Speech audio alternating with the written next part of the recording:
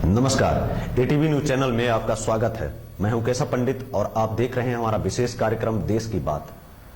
नागरिकता संशोधन विधेयक 2016 भले ही लोकसभा और राज्यसभा में पारित हो गया, लेकिन राज्यसभा के भीतर और कई राज्यों में बहुतेरी पार्टियों ने इसका तीखा विरोध भी किया। असम गण परिषद एजीपी ने राज्य को एनडीए सरकार से अलग होने का ऐलान तक कर दिया। याद रहे 1985 में राजीव गांधी के नेतृत्व वाली केंद्र सरकार और असम आंदोलन के नेताओं के बीच समझौता हुआ था कि 1971 के बाद असम में अवैध रूप से प्रवेश करने वाले बांग्लादेशियों की पहचान करके उन्हें राज्य से बाहर निकाला जाएगा।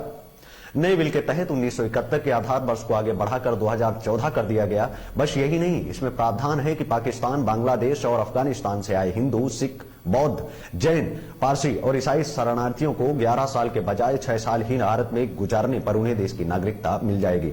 नागरिकता संशोधन विधेयक 2016 में भारत को सभी हिंदुओं की मातृभूमि माना गया है। निश्चय ही यह बात हमारे संविधान की मूल अवधारणा के विपरीत है।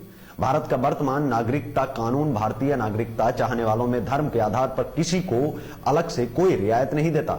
हमारी लोकतांत्रिक व्यवस्था धर्मनिरपेक्षता की बुनियाद पर खड़ी है।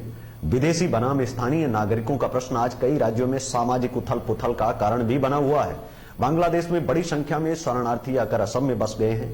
सन 1980 के दशक में ऑल असम स्टूडेंट्स यूनियन आसू की अगुवाई में हुए छात्रों के आंदोलन में यह मुद्दा बड़े पैमाने पर उठा और वहीं 1985 के समझौते के 2 दशक बाद अंततः 2005 में केंद्र, राज्य सरकार और आसू के बीच असमी नागरिकों के कानूनी दस्तावेजीकरण के मुद्दे पर सहमति बनी और अदालत के हस्तक्षेप से इसका एक व्यवस्थित रूप सामने आया।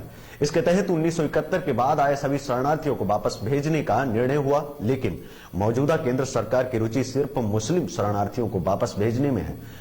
हालांकि बाकियों को अपना वोट बैंक मानकर उन्हें बस यहीं बसाए रखना चाहती है। नागरिकता कानून में संशोधन इसी मकसद से किया गया है। इस कानून से पूर्वोत्तर के लिए भारी समस्या खड़ी हो सकती है।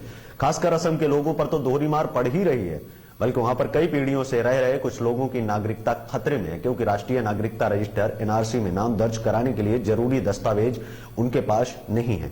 दूसरी तरफ वहां बाहर के लोगों के बसने का रास्ता भी खोजा जा रहा है।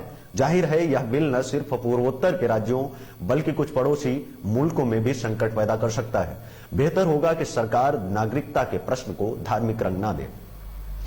आज के विशेष कार्यक्रम देश की बात में बस इतना ही। हम फिर हाजिर होंगे, तब तक के लिए हमें दीजिए इजाजत और आप देखते रहिए देश का तेजी से बढ़ता एटीवी न्यूज चैनल। नमस्कार।